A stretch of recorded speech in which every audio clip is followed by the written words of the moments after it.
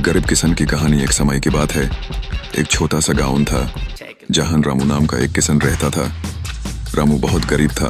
उसके पास एक छोटा सा खेत था जिसमें वो बस इतना ही अनाज उगा पाता था कि उसके परिवार का पेट भर सके। बारिश पर उसकी पूरी खेती निर्भर थी और हर साल वो इस बात से डरते रहता था कि अगर बारिश नहीं हुई तो क्या होगा। मुश्किलें और संघर्ष। एक साल बारिश बिल्कुल नहीं हुई।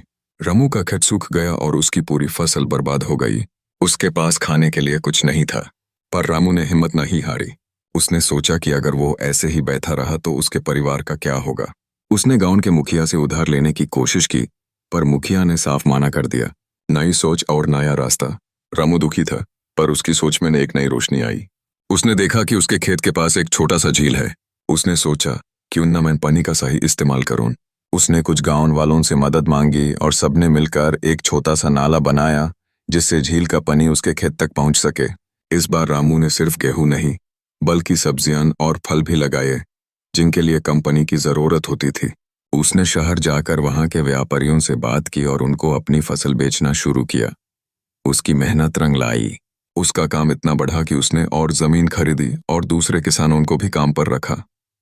एक अमीर किसान की कहानी। धीरे धीरे रामू एक अमीर और सफल किसान बन गया, पर वो अपनी गरीबी नहीं भूला। उसने गांव के दूसरे किसानों की भी मदद की, उनको खेती के नए तरीके सिखाए और बीज और खाद खरीदने में उनकी मदद की। उसने गांव में एक स्कूल और एक छोटा सा अस्पताल भी बनवाया।